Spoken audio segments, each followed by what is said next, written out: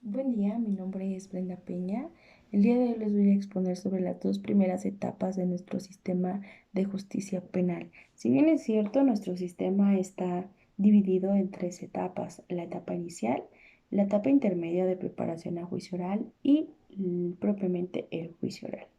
La etapa inicial la encontramos contemplada en nuestro artículo 211 del Código Nacional de Procedimientos Penales, en la cual se estipula que se subdivide en dos fases: la fase inicial y la fase complementaria. Bueno, pues dentro de la teoría, la fase inicial está contemplada como una fase desformalizada y desjudicializada, y la fase complementaria como una fase judicializada. ¿Por qué? Bueno, pues la fase inicial comienza con la presentación de una denuncia o de una querella. Si bien es cierto, en este sistema el Ministerio Público funge un papel muy importante, que es el de investigar que realmente se hable de un hecho delictuoso, para poder poner la carpeta de investigación a disposición de un juez de control, así como del imputado. Bien, una vez que el Ministerio Público considere que tiene los indicios necesarios y los datos necesarios para poner a disposición ante el juez, se da comienzo a la audiencia inicial. Previo a esto, es importante destacar que dentro de nuestro artículo están contemplados ciertos actos de investigación en el artículo 227, así como en el 252, en donde nos menciona que hay actos en los que se requieren una orden judicial para poder realizarlos, como una orden de cateo, exhumación de cadáveres e intervención a medios de comunicación.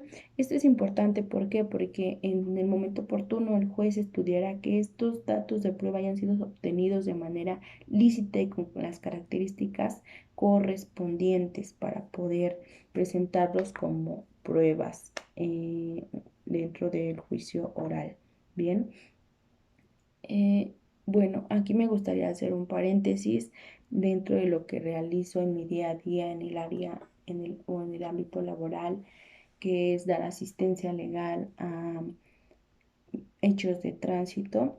Podemos identificar claramente esta etapa inicial de investigación, porque generalmente estos hechos de tránsito son culminados con un acuerdo reparatorio antes de que la carpeta sea judicializada, también dependiendo de las características de cada uno de ellos. Sin embargo, como son delitos, a pesar de ser un homicidio, como considerados como delitos culposos, pues no tienen gran relevancia, a menos que no haya que haya una posición sobre la víctima o ofendido, o bien no hay una manera de mm, reparar el daño.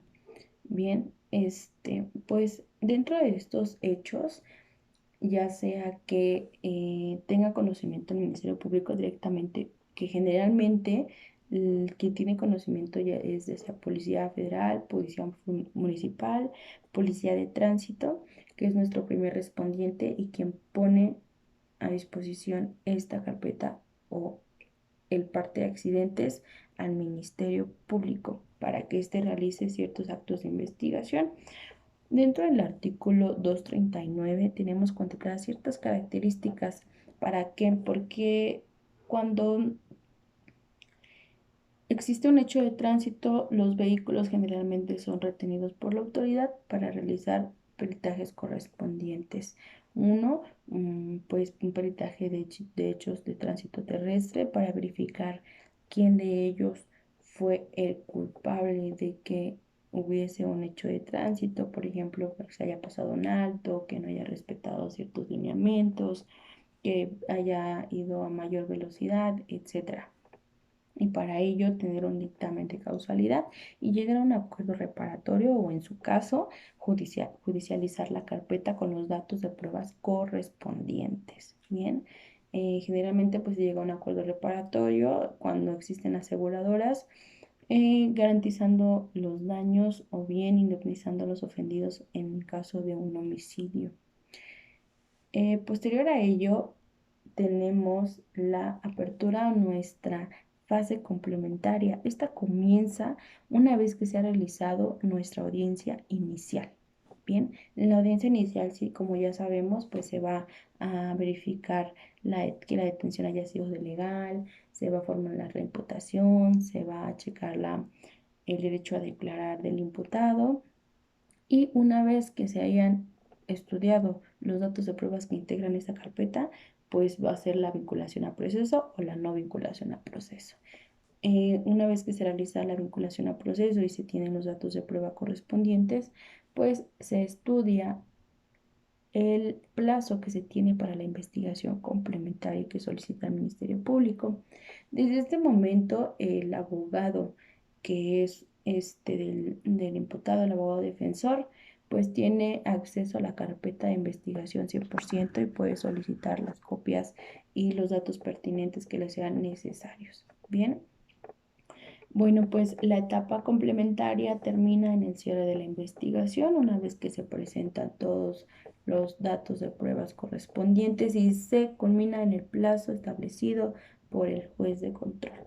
Bien, y entonces se realiza nuestra vinculación al proceso y nos vamos a la etapa intermedia. Bien, esta etapa intermedia, la característica más fuerte que tiene es que es para admitir o para excluir medios de prueba. En este caso ya no son datos, son medios de prueba que examina el juez de control. Bien, esta etapa se divide en dos fases, que es la etapa escrita y la etapa oral. En la etapa escrita tenemos la presentación de la acusación del Ministerio Público al acusado. Tenemos la oportunidad de que la víctima o el ofendido tenga un abogado coadyuvante con el Ministerio Público o no, como sea el caso, y que asimismo ingrese a la carpeta de investigación algunos datos de prueba que hayan faltado o que él considere que son necesarios, así como el abogado del imputado anexe sus datos de prueba dentro de la carpeta de investigación que serán expuestos en el juicio oral y que serán estudiados los medios de prueba dentro de nuestra etapa intermedia por el juez de control. Bien. Si bien es cierto, en nuestro Código Nacional viene estipulado las excluyentes o las causales, más bien, perdón, para poder excluir dichos medios de prueba. En este caso, que sean no necesarias, que sean redundantes, que dilaten el proceso. Entonces es como tendrá un sustento el juez de control, ya sea porque el Ministerio Público le exponga que no viene directamente a probar un hecho dentro de la carpeta de investigación y únicamente sea un conexo o que bien sea sobreabundante o en su caso el abogado defensor del imputado, asimismo hacia el Ministerio Público, todo sustentado y aprobado por el juez de control. ¿Para qué? Para que una vez llegando a nuestro juicio oral venga toda esta parte depurada y no haya dilatación en el proceso.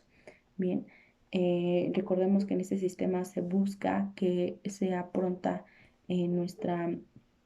la justicia sea pronta, no nos dilatemos, no sea un juicio demasiado extenso, que todo sea en concentración, economía procesal, etcétera. Bien, también dentro de esta etapa, bueno, pues les había mencionado, hay una fase escrita y una fase oral. La fase escrita es con la acusación, los medios de prueba que sean integrados de manera escrita en la carpeta de investigación y la fase oral, que es una vez que inicia la etapa intermedia y el Ministerio Público expone de manera de resumen la acusación que ya presentó de manera escrita, que ya se le presentó al abogado defensor y se le hizo de su conocimiento para que él pudiese refutar cualquier cosa o cualquier vicio que encontrara. Y de igual manera, dentro de la etapa oral, eh, el abogado defensor podrá exponer de manera oral qué es lo que refuta del Ministerio Público con respecto a la acusación, con respecto a los acuerdos reparatorios que pueda haber en donde se estipule una cuantificación, en su caso o en el caso en el que se pueda llegar a, a reparar el daño. También están los acuerdos probatorios en donde obviamente pues no hay manera de contravenir o controvertir esos hechos y que son más que obvios que sucedieron, en donde pues por economía procesal se da un acuerdo probatorio y esto es más que ya no se puede, este, ya no hay controversia en estos actos, en nuestros hechos realizados y quedan como probados una vez que pasan al juicio oral. Sí, una vez que todo esto es expuesto ante el juez de control y el juez de control acepta dichos medios de prueba y también excluye algunos otros, pues bueno, culmina con la apertura o la fecha estipulada para el juicio oral y el desahogo de las pruebas. Bien, pues bueno, eso es todo por esta vez. Prácticamente es aprender a identificar nuestras dos primeras etapas dentro de un juicio que realmente una vez que se realiza en la práctica no es pues complicado identificar estas dos etapas. Sin embargo, pues he explicado a grandes rasgos. Estas dos etapas vienen con muchas más características. Hay que prepararse mucho, hay que estudiar mucho esas etapas. Este sistema realmente es es muy práctico, pero siempre teniendo la pericia y la disposición para dar una defensa oportuna y con ética profesional. Espero que les haya gustado. Eso es todo por hoy y pues muchas gracias por su atención. Hasta luego.